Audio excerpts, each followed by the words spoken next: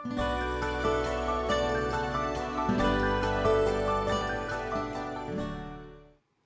friends, today is July the 3rd. It's that day that we get to the reading and we read about this woman who is perfectly perfect. Maybe she's Mary Poppins, practically perfect in every way. Who knows? We know that this woman is an intimidating woman. At least the description of her is. We know that this description is hard to live up to.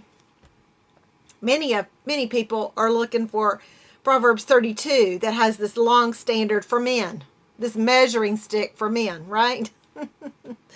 If you're a man, sorry.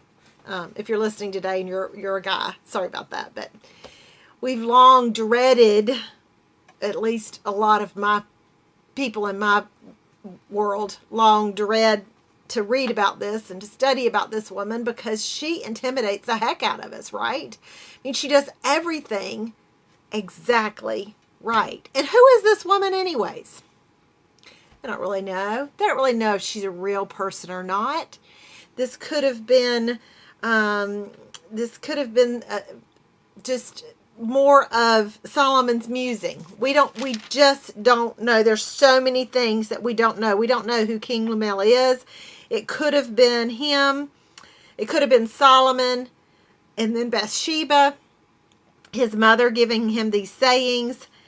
We just don't know. Here's the thing. We just don't know. All right? And it's okay with not knowing. Remember, we can rest in that promise of Deuteronomy 29:29. It's okay. The Lord has secrets known to no one. And he may tell us things and he may not. He's a need-to-know basis. He tells us on the need-to-know basis. He's a need-to-know basis God. So I don't get intimidated by this woman anymore. I did for a long time. And I spent a lot of my early years of being married knowing about her and kind of being scared to read about her. And then when I got brave enough to read about her, trying to do all these things, although I didn't even know what flax was at the time, and who can keep their light on all night long? But here's what I've grown to understand.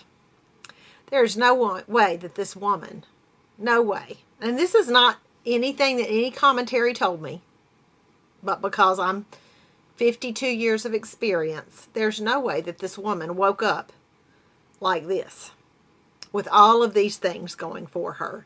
This is a woman who learned to live her life right. That's just it. She learned to live her life right. And really, it's summed up there in the end, verse 30, but a woman who fears the Lord will be greatly praised.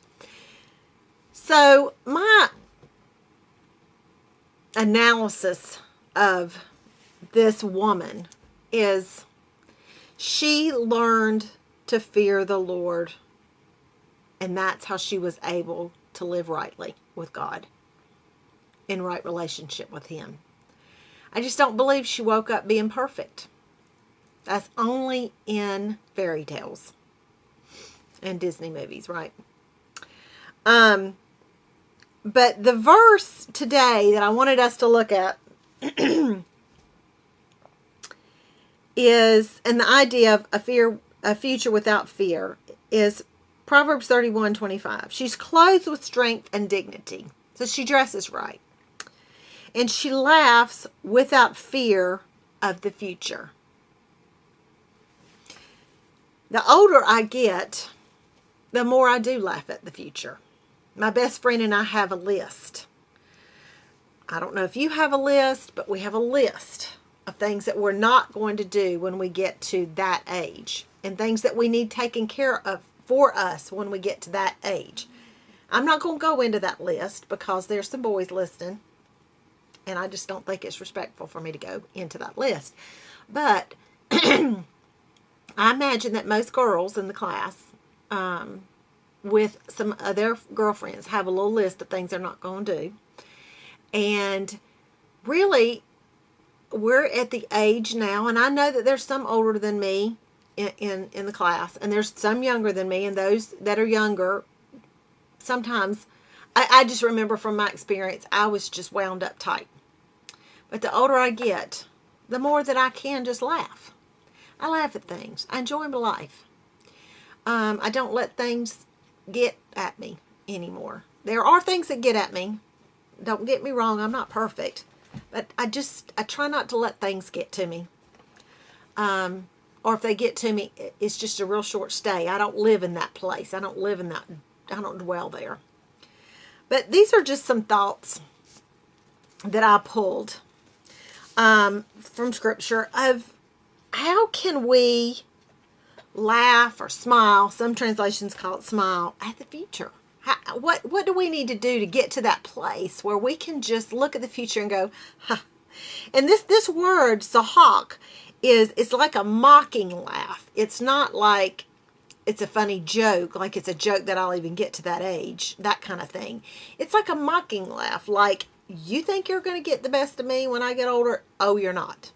It's kind of that little bit of an attitude. At least that's how I interpret it. Yeah. But so how can we, and honestly, yes, this is talking about a woman. But honestly, I think this goes across the board for boys as well, guys and gals. That we can look at our future and laugh or smile and enjoy what might be coming by learning to live rightly right now.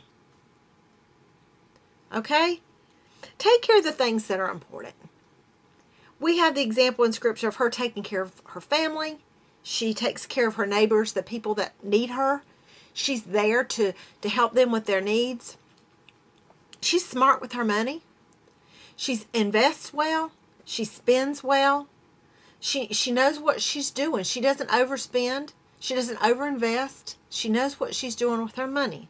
She's learned, and I venture to say most people that have learned to invest well and spend well have made a mistake doing so. That's just from my personal experience. So I have a feeling that she made some mistakes along the way. I'm just reading between the lines here. I'm trying not trying to add anything to Scripture, but just reading between the lines here. She worked late. She worked until she got the job done. She wasn't lazy. She didn't wait for her wealth to come to her. Sit around going, God will provide, God will provide. There's a lot of people that do. He is Jehovah Jireh, but he does expect us to work. And there's lots of Proverbs.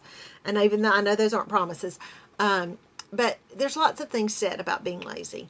And if we have the ability to work, we should work. Whether we're working from home or the Walmart greeter or the Target greeter or putting up carts at the grocery store, whatever, working in a hospital, working in a high-rise, whatever it is.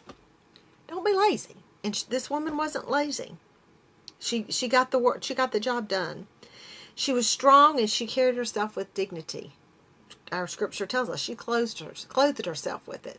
And this wasn't just spiritual strength. This word actually means might. It means a physical strength. So maybe she, lifted water jugs, built her muscles up. But it is a physical strength that is referring to there.